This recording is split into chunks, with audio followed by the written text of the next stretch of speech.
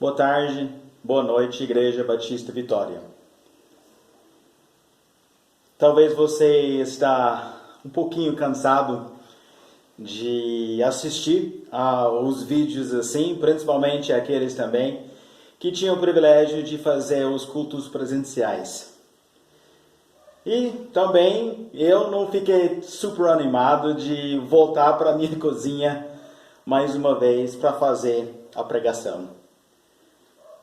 Mas também deveríamos sempre lembrar o fato que deveríamos sempre ser fiéis a Deus e lembrar da importância da palavra de Deus. Então, mesmo que ela não é o ideal, mesmo que talvez uma parte do nosso coração começa a reclamar, murmurar, deveríamos lembrar de ficar contentes pela palavra de Deus. Tenta nos concentrar em o que Deus preparou para cada um de nós hoje e também simplesmente deixar o Espírito Santo começar a trabalhar no nosso coração. Então, vamos orar e pedir ajuda e o poder dele. Nosso Senhor Deus, ficamos gratos pela oportunidade que realmente tínhamos para voltar para a igreja e ter esses cultos por 3 semanas e ter um pouquinho de comunhão um com o outro. Estamos orando que esse tempo pode ser um tempo breve e que simplesmente podemos ver esse vírus começando a diminuir os casos e também podemos voltar mais uma vez para louvar o Senhor dentro da tua casa preciosa, sem falar sobre comunhão. Mas agora, Senhor, nós simplesmente queremos parar no meio da semana, como normal. Talvez seja no nosso sala de estar, nosso quarto, mas queremos simplesmente parar para algum momento e lembrar de Ti através da Tua palavra. Então eu oro que o Senhor também possa me ajudar enquanto que eu também estou passando essa mensagem que o Senhor colocou no meu coração. E Senhor, nós queremos simplesmente lembrar do Senhor nesse dia tão precioso, o dia do Senhor, mesmo que nós podemos fazer isso dentro do culto e dentro da casa do Senhor. Oramos tudo isso em nome de Jesus. Amém. Então, no meio disso, nós temos, eu estou fazendo as minhas pregações em cima da personagem de Eliseu, e eu posso falar que eu estou ficando até um pouquinho triste, no sentido que estamos chegando até o final. Já contamos a história super empolgante, uma história super simbólica da cegueira espiritual e a visão sobrenatural. Podemos lembrar algumas frases de Eliseu. Ele fala: Senhor, peço-te que lhe abras os olhos para que veja. E o Senhor abriu os olhos do moço e ele viu. Mais uma vez ele ora: ó Senhor, abre os olhos destes homens para que vejam. Abriu-lhes o Senhor os olhos e viram. Então podemos ver 2 vezes o Eliseu usando essa frase: Senhor, eu quero que você pode ajudar eles a enxergarem. E na verdade, enquanto que nós estamos relembrando da história que eu contei 2 semanas atrás e agora que eu vou abrir essa nova história, eu gostaria de dividir essa história agora em 2 partes, ou melhor, 2 pregações, e vincular a história do passado que eu contei com uma simples palavra: enxergar. Enxergar.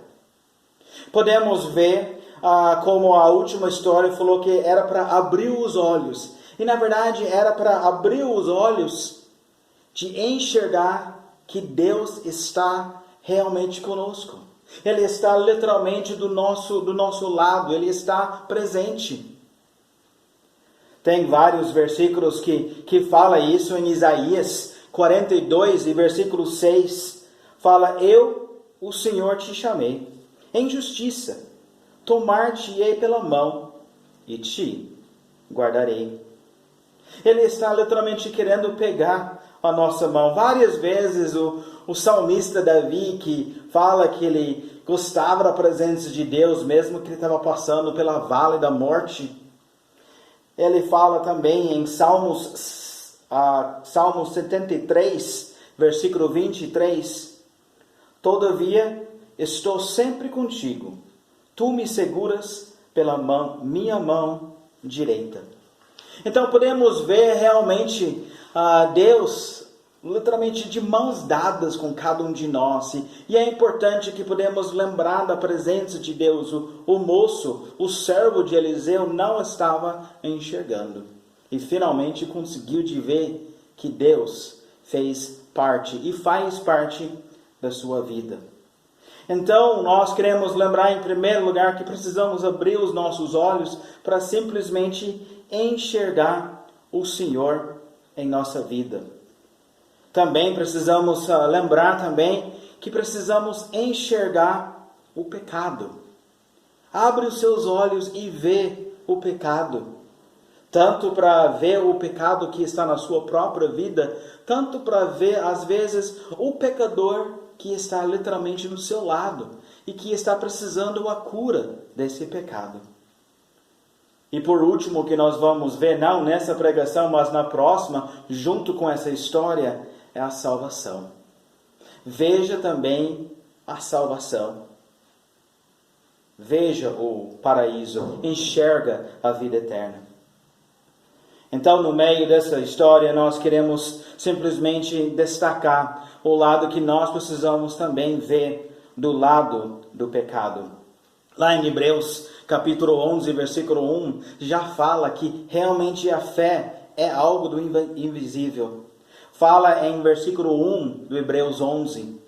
Ora, a fé é a certeza de coisas que se esperam, a convicção de fatos que não se veem.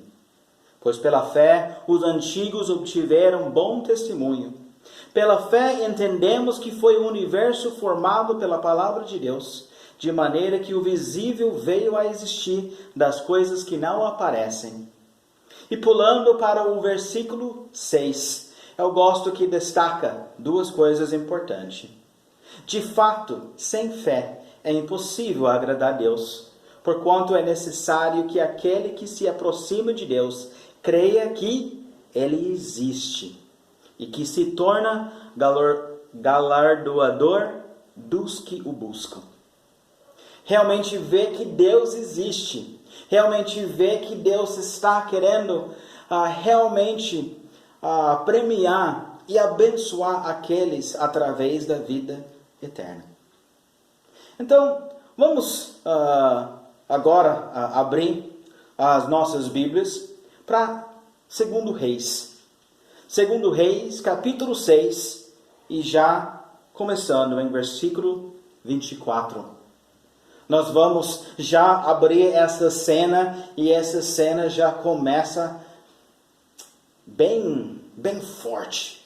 É uma cena que até é meio chocante no meio disso, e por causa disso também ela é uma história e uma ilustração bem simbólico através do lado do pecado. Porque realmente o pecado é uma abominação a Deus, é algo que Ele detesta, algo que Ele odeia. Então podemos ver isso no meio dessa história. Então vamos começar a entrar no meio dessa cena. Mais uma vez, ela é uma outra história super empolgante no meio de 2 Reis. Então vamos lá, versículo 24. Depois disto, ajuntou Ben-Hadad, rei da Síria, todo o seu exército, subiu e sitiou a Samaria. Houve grande fome em Samaria, eis que a sitiaram a ponto de se vender a cabeça de um jumento por 80 siclos de prata, e um pouco de esterco de pomba por 5 siclos de prata.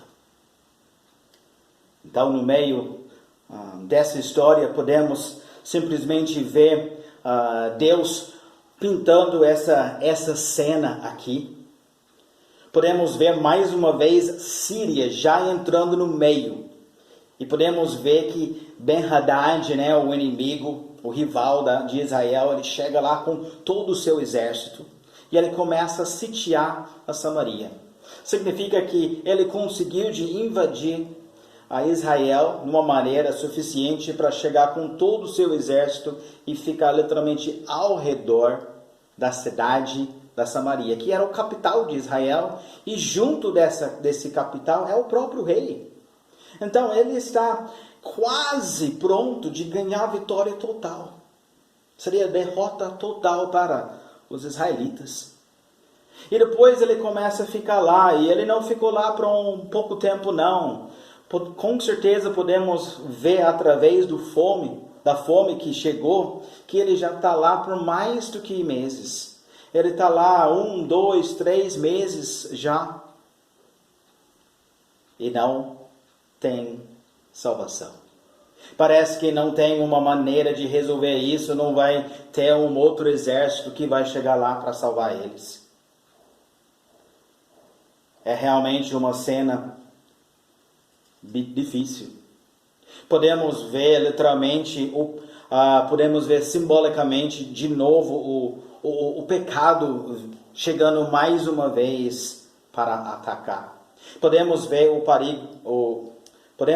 o pecado nessa história em várias maneiras, em várias pessoas. Mas talvez um dos principais é realmente a própria nação de Síria. Podemos ver através do jeito que Deus trata que também eles eram uma nação cheia de pecadores. Eles também eram olhados como o inimigo de Deus. Tem várias vezes que Deus começa a tratar o próprio país da Síria.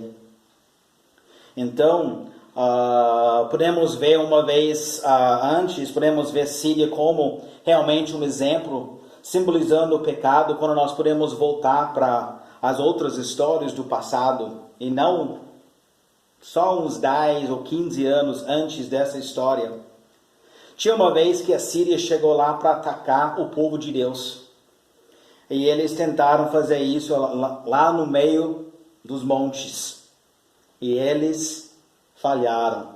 Israel conseguiu a vitória através de Acabe, do rei Acabe. E o profeta de Deus realmente falou que iria ganhar essa vitória. Podemos ver Ben-Hadad chegando lá com aquela e chegando lá com aquela confiança em si que ele vai derrubar todas as nações e todos os deuses, inclusive o Deus de Israel, e Deus falou não. E ganhou a vitória, e deu a vitória, na verdade, para o Israel. Aí depois eles decidiram, então, ele é o Deus dos montes, mas será que ele é o Deus dos vales? Mal que eles sabiam que na verdade é o Deus de todo mundo, toda a terra. E depois fala em um versículo em 1 Reis, capítulo 20, versículo 28, falou: chegou um homem de Deus e falou ao rei de Israel e disse: assim diz o Senhor, porquanto os sírios disseram, o Senhor é Deus dos montes e não dos vales, toda esta grande multidão entregarei nas tuas mãos, e assim sabereis que eu sou o Senhor.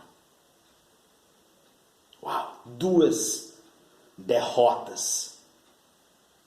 Síria realmente tinha essa experiência de 2 derrotas, e no meio, a segunda vitória de Israel foi uma vitória bonita. Chegou até a conseguir de capturar o próprio rei Ben-Hadad. E Acabe tinha uma decisão.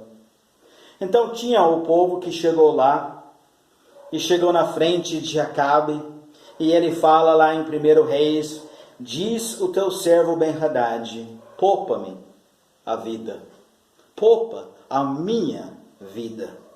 Disse Acabe, pois ainda vive, é meu irmão. Por que Acabe falou disso, não sei. Era o rival de Israel, aquele que sempre estava atacando, mas no passado, às vezes, tinha um pacto entre o pai dele e também o rei de Síria. Então, no final, ele deixou Ben-Hadad viver e não matou. Deus chega logo depois, através do profeta, ele fala em 1 Reis, capítulo 20, 42 a 43, e disse-lhe, assim diz o Senhor, porquanto soltaste da mão o homem que eu havia condenado, A tua vida será em lugar da sua vida, e o teu povo em lugar do seu povo. Foi-se o rei de Israel para sua casa desgostoso e indignado, e chegou a Samaria. Deus deu Ben-Hadad nas mãos de Acabe, não porque ele merecia, mas porque Deus queria mostrar o seu poder. E no final, Acabe falou, pode ir embora.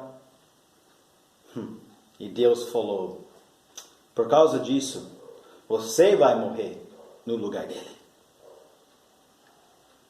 A Bíblia fala em um dos outros capítulos, em 1 Reis 22:1, 3 anos se passaram sem haver guerra entre Síria e Israel.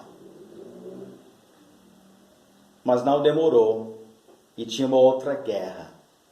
E mesmo que Acabe tentou pegar ajuda do rei de Judá, ele acaba morrendo no meio dessa guerra, através das mesmas mãos do homem que ele poupou. Acabe morre numa batalha contra o mesmo inimigo que ele recusou de matar. É muito fácil de imaginar e ver o lado do pecado. Podemos ver que, como o pastor Sidney falou na quinta-feira, com Caim, Deus falou, cuida do pecado que está na sua vida. Jaz a porta, já está querendo dominar você. Mata já. Tira já da sua vida. E Caim não escutou. Acabe também não escutou. E Síria, que simboliza realmente até o pecado e os ataques do inimigo, pelo fato que ele não matou já na hora, acabou matando ele mais tarde. E podemos ver esse mesmo pecado agora cercando o próprio Israel. Podemos ver isso continua acontecendo. Podemos ver também agora até o próprio rei. Vamos voltar para a nossa passagem, começando em versículo 26.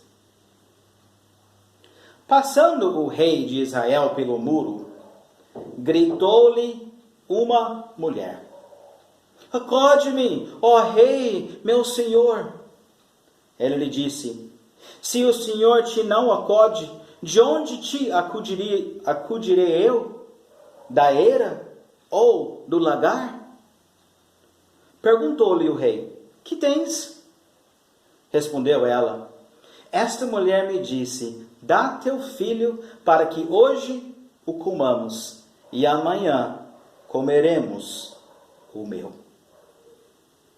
Cozemos, pois, o meu filho e o comemos. Mas dizendo-lhe eu ao outro dia, dá o teu filho para que o comamos, ela o escondeu. Ai, que cena horrível. Mas na verdade Deus tinha profetizado que isso podia ter acontecido. Ele falou em Ezequiel, capítulo 5, versículos 9 a 10, ele: farei contigo o que nunca fiz e o que jamais farei, por causa de todas as tuas abominações. Portanto, os pais devorarão a seus filhos no meio de ti, e os filhos devorarão a seus pais. Executarei em ti juízos, e tudo o que restar de ti espalharei a todos os ventos. O pecado traz cenas horríveis. Essas duas mães fizeram um pacto de comer os seus próprios filhos.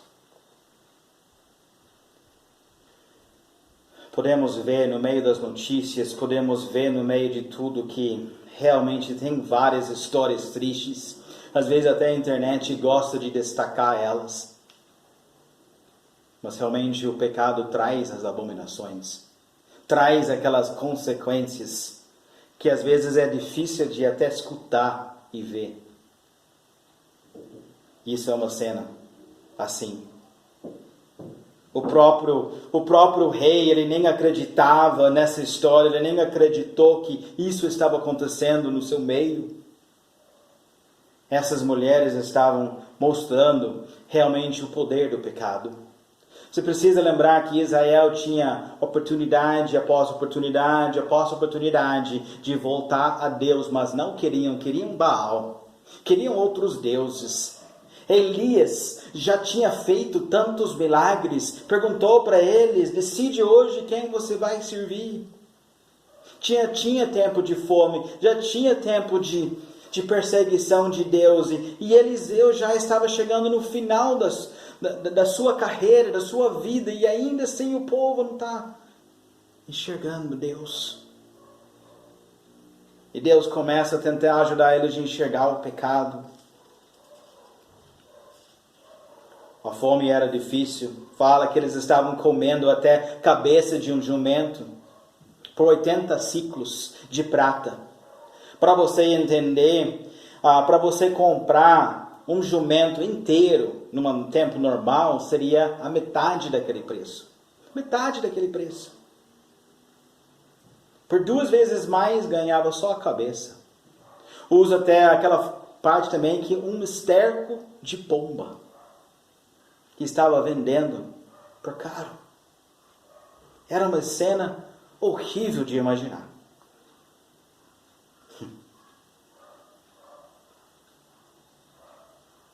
Muitas vezes pessoas estão falando como o coronavírus. Está falando que ele é o inimigo invisível. Inimigo invisível. Posso ter a liberdade de comparar esse vírus com o pecado? Lógico, eu não estou falando que as pessoas que contrataram ou têm esse coronavírus é por causa do pecado ou por causa de qualquer maldição de Deus. Mas o pecado em si não é tão diferente. Ele é invisível. Alguém pode ter o coronavírus e precisa estar entubado no UTI. Ou alguém pode ser assintomática, sem sintomas. Não é algo aparente, ou seja, visível. Mas ainda tem o coronavírus. O pecado, às vezes, pode ser tão óbvio como alguém com vícios. Uma vida destruída por decisões erradas, cheio de amargura e raiva. Ou aquela pessoa pode parecer normal, sem aparência do pecado. Um sorriso no rosto, um carro novo, bonito, bem vestido com família, churrasco no final da semana, mas com o pecado e sem Cristo. Por favor, enxerga o pecado. Enxerga o pecador que está literalmente do seu lado. Porque, na verdade, por causa daquela doença, por causa daquele pecado, aquela precisa uma cura. Talvez você vai ver aquela pessoa que está do seu lado, onde você trabalha, onde você mora, e aparentemente tudo está bem, mas na verdade, se eles ainda têm aquela doença, sabemos que o final não é nada agradável. É importante que podemos lembrar de simplesmente enxergar o pecado que está ao nosso lado antes que podemos ter o efeito. Precisamos também mostrar a salvação. Podemos ver nesse versículo que o rei ficou realmente perturbado. Ele fala em versículo 30 dessa passagem. Tendo o rei ouvido as palavras da mulher, rasgou as suas vestes. Quando passava pelo muro, o povo olhou e viu que trazia pano de saco por dentro sobre a pele. Disse o rei: assim me faça Deus o que bem lhe aprouver, se a cabeça de Eliseu, filho de Safate, lhe ficar hoje sobre os seus ombros.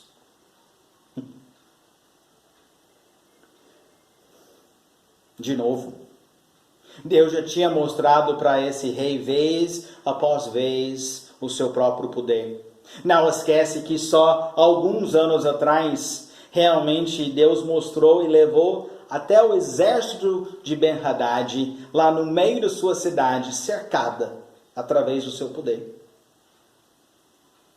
Deus também já tinha mostrado quando Síria iria atacar a sua própria nação. Mas podemos ver que esse rei não tinha quebrantado o seu coração. Não pediu perdão, não pediu a salvação de Deus. Ainda ficou com aquele coração duro e não queria nada com Deus. Ele continuou no seu pecado. E ele está vivendo no meio dessa tragédia, vendo Síria ao seu redor, e ele ainda não se quebra. Ele não se dobra os seus joelhos a Deus. Ele fica, na verdade, com um coração ainda firme, forte. De falar, não, eu não vou reconhecer esse Deus. Tanto quanto que eu vou matar o homem de Deus. Eu vou matar o profeta de Eliseu. Relembrando que, na verdade, Eliseu, ele é o único, na verdade, que já conseguiu de fazer milagres. Ele já sabia dos milagres de Eliseu e vai matar o único que talvez pode dar salvação para eles. Está vendo o pecado? O pecado deixa você cego, você não consegue enxergar a salvação que está literalmente na sua frente. Jezabel falou a mesma coisa. Jezabel, na verdade, é a mãe desse rei. Jezabel falou a mesma coisa de tirar a vida de Elias. Em 1 Reis, capítulo 19, versículo 2, fala, então Jezabel mandou o mensageiro a Elias a dizer-lhe, faça-me os deuses como lhes aprouver, se amanhã, a estas horas, não fizer eu a tua vida como fizeste a cada um deles. Eu vou matar Elias. Eu vou matar Eliseu. Eliseu, confortável, paz, confiando no Senhor. O próximo versículo, em 32, fala, estava, porém, Eliseu sentado em sua casa, juntamente com os anciãos. Enviou o rei um homem de diante de si. Mas antes que o mensageiro chegasse a Eliseu, disse este aos anciãos, vedes como o filho do homicida mandou tirar minha cabeça? Olhai, quando vier o mensageiro, fechai-lhe a porta e a empurrai-o com ela. Porventura não vem após ele o ruído dos pés de seu senhor? Falava ele ainda com eles quando lhe chegou o mensageiro. Disse o rei, eis que este mal vem do Senhor, que mais, pois, esperaria eu do Senhor? Então disse Eliseu, ouve a palavra do Senhor. Assim diz o Senhor, amanhã a estas horas, mais ou menos, dar-se-á uma alqueira de flor de farinha por um ciclo, e 2 de cevada por um ciclo à porta de Samaria. O próprio rei, ele está literalmente querendo matar o próprio Eliseu. E Eliseu lá, confortável. Deus já revela para ele que isso está prestes de acontecer. E ele até fala para os anciãos que estão ao lado dele, que está na mesa dele, que mostra que pelo menos tinha alguns que ainda estavam confiando no profeta, que ainda estavam confiando em Deus. Sempre vai ter alguns que estão lá. Graças a Deus. E ele fala, olha que vem um mensageiro que foi enviado através do filho de homicida, Acabe que matou Nabote, Acabe que deixou Jezabel matar os profetas, Acabe que também queria matar Elias. Mas pega o mensageiro, porque logo após o mensageiro está vindo o rei, e na verdade eu quero falar direto ao rei. E como Elias explicou, aconteceu. Logo depois, escutaram, realmente alguém batendo na porta, pegou o mensageiro e logo depois veio o rei. Não sabemos exatamente porque o rei estava logo atrás, mas Eliseu conseguiu de passar a mensagem que ele queria passar para o próprio rei. Com aquela calma, porque na verdade O rei queria até matar ele justamente naquela hora. De repente, Eliseu dá uma promessa. Ele dá uma profecia para o próprio rei. O rei falou: eu estou cansado, não quero esperar mais. O que mais eu posso fazer? Na verdade, a resposta era óbvia. Ele podia se dobrar os seus joelhos e se arrepender dos seus pecados. Eu não sei se você lembra, mas tem até um versículo que mostra a misericórdia de Deus para o próprio Acabe, o seu pai, que agiu tão mal. E até o seu pai, pelo menos, se arrependeu de alguns dos seus pecados e Deus teve misericórdia. Será que Deus não iria ter misericórdia dele? Na verdade, mesmo que aparentemente esse rei não se arrependeu, ainda Deus mostra a misericórdia através do profeta de Eliseu. E ele fala: amanhã, na verdade, Deus vai mandar uma bênção tanto que, na verdade, vai vender um alqueire de flor de farinha por 1 ciclo e 2 de cevado por 1 ciclo. Amanhã, mais ou menos esse tempo, Deus vai abençoar. Mas podemos ver logo depois que o capitão do rei, o braço direito, lá em capítulo 2, segundo Reis, capítulo 7, versículo 2, fala: porém, o capitão, a cujo braço o rei se apoiava, respondeu ao homem de Deus: ainda que o Senhor fizesse janelas no céu, poderia suceder isso? Disse o profeta: eis que tu o verás com os teus olhos, porém disso não comerás. É triste. Foi falta de fé. Atos capítulo 28, 27 fala, um versículo bem conhecido, na verdade pode ver esse versículo em vários lugares na Bíblia. Fala: porquanto o coração deste povo se tornou endurecido, com os ouvidos ouviram tardiamente e fecharam os olhos, para que jamais vejam com os olhos, nem ouçam com os ouvidos, para que não entendem com o coração e se convertam, e por mim sejam curados.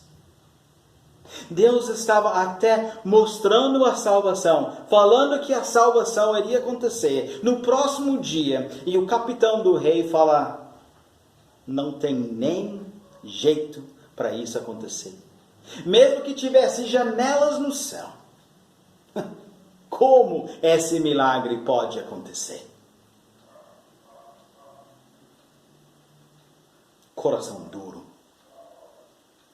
ouvidos fechados, olhos fechados, e não conseguiu de ver a salvação.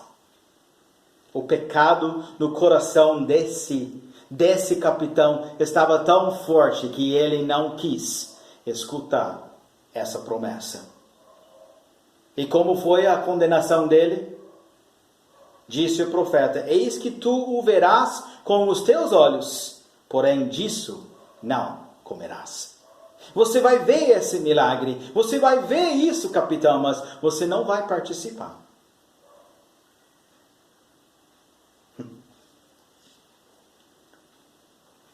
Um outro símbolo de pecado podemos ver nos 4 leprosos. E nós vamos terminar falando sobre eles. Em versículo 3 fala: 4 homens leprosos estavam à entrada da porta, os quais disseram uns aos outros: para que estaremos nós aqui sentados até morrermos? Versículo 4 é legal também, o raciocínio desses 4 leprosos. Se dissermos: entremos na cidade, há fome na cidade, e morreremos lá. Se ficarmos sentados aqui, também morreremos. Vamos, pois, agora e demos conosco no arraial dos Círios. Se nos deixarem viver, viveremos. Se nós matarem, tão somente morreremos. Já sabemos que essa doença de lepra já é um símbolo do pecado. Então, podemos ver os 4 pecadores, os 4 leprosos, no meio das muralhas. A maioria das cidades iria ter uma muralha ao redor da cidade e uma outra muralha ainda maior. Isso ajudava para defender a sua própria cidade.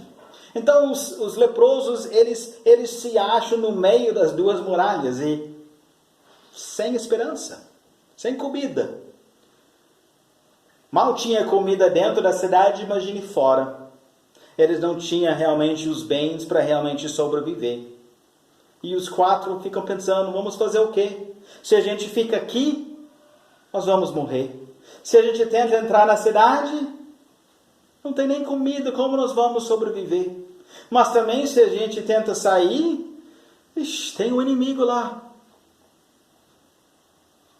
Eles estavam sem esperança. Sem esperança. No final dessa história, que nós não vamos chegar até o final, vamos deixar para a próxima pregação. Mas quando nós chegamos no final da história, podemos ver também que Deus resolveu o problema do pecado. Podemos ver, em primeiro lugar, os círios que estavam ao redor da cidade. E Deus conseguiu de eliminar o pecado. Aquelas 2 mulheres que estavam prontos de sacrificar os seus próprios filhos e comerem, eles também foram salvos. Tinha que viver com a consequência do seu pecado, da sua falta de fé em Deus? Sim. Mas foram salvos. O próprio rei, mesmo com a sua dureza, ainda Deus deu mais uma chance para ele. Ainda mostrou misericórdia para o rei de Israel. Podemos ver os 4 leprosos, eles não tinham esperança nenhuma, mas Deus, na verdade, deu esperança para eles, deu salvação, deu uma bênção do Senhor para eles. Mas tem um que não sobreviveu, que foi o capitão do rei. E qual que foi o seu problema? Falta de fé. Falta de fé. Podemos ver que realmente ele tinha essa falta de fé no Senhor. E podemos ver que ele simplesmente não acreditou nas promessas de Deus. É tão importante que podemos enxergar o pecado. Na verdade, era para Israel já acabar com esse pecado de Síria, se eles iriam obedecer a palavra de Deus, mas não obedeceu e deixou aquele pecado de atacar, vez após vez após vez. As 2 mulheres, que podemos ver o pecado tão nítido, podemos ver elas simplesmente não querendo confiar no Senhor e simplesmente até decidindo para o pecado tomar conta do seu medo e fazer esse pecado horrível. Podemos ver até o próprio rei falando, chega, eu vou eliminar Deus da minha vida, não quero ele deixou aquela amargura, ele deixou aquela dureza de seu coração de falar, não quero Deus mais na minha vida, eu vou matar o homem de Deus. Podemos ver 4 leprosos também, ainda no meio da sua situação de pecado, sem esperança. Podemos ver o pecado sendo simbolizado numa maneira muito forte no meio dessa história. Principalmente com as 2 mulheres, principalmente com Síria, que não parava de atacar, principalmente com a dureza também do próprio rei e ainda essa doença de lepra. Mas graças a Deus também, no meio dessa história que nós vamos ver na próxima vez também, é outra coisa que é invisível. A salvação de Deus. Mas eu gostaria de desafiar cada um de vocês também, de abrir os seus olhos. Enxerga. Enxerga aquele inimigo invisível, não o coronavírus, e sim o pecado. Eu quero que você possa enxergar isso também na sua vida, porque às vezes a gente tem uma certa cegueira que nos deixa a enxergar realmente esse pecado que está na nossa vida. E eu não quero que você só enxerga esse pecado meu visível através de pessoas que estão se drogando e prostituindo e também fazendo esses vícios de ser bêbado e a violência e a raiva e um roubando do outro. Satanás quer que você só enxerga esse tipo de pecado. E tranquilo para eles, porque a maioria já está dentro da sua armadilha e vai ser difícil de sair. Mas não é impossível com Deus. Mas Ele não quer que você enxerga também que tem outros que estão, na verdade, no mesmo perigo, porque aquele inimigo invisível, o pecado também já está nos corações dos outros. E está ao redor de nós. Enxerga os pecadores que também está do seu lado sem esperança. Abra os seus olhos. Enxerga Deus que está com mãos dadas com você. E enxerga também o nosso inimigo invisível, que é o pecado. E lembrar que tem solução. Tem cura. Tem salvação. E nós vamos falar sobre isso no próximo vez que nós podemos nos encontrar. Seja aqui que está na minha cozinha, ou seja que ela está lá na casa do Senhor. Amém? Vamos orar. Deus meu, abre nossos olhos, abre os olhos do nosso coração, abre os olhos do nosso entendimento, para que podemos enxergar a sua presença em nossa vida, para que podemos também enxergar o inimigo invisível que está às vezes dentro da nossa vida e também dentro da vida dos outros, o pecado. Abre os olhos para que podemos ver como a situação é grave e como precisamos correr a Ti. Não endurecer o nosso coração, mas correr atrás de Ti, Senhor. Obrigado por esse tempo que nós podíamos ter dentro da Palavra. Ora que o Senhor também possa usar isso para fortalecer as nossas vidas e podemos também colocar em prática quando nós podemos ver com os seus mesmos olhos e enxergar como o Senhor enxerga e ver também o nosso inimigo invisível, o pecado. Oramos tudo isso em nome de Jesus. Amém. Obrigado pela sua atenção mais uma vez, Igreja Batista Vitória. E nós vamos continuar juntos, mesmo longe um do outro, através da comunhão em Jesus Cristo. E também que podemos combater também realmente o verdadeiro inimigo invisível, que é o pecado. Tá bom. Tenha uma boa semana. Tchau.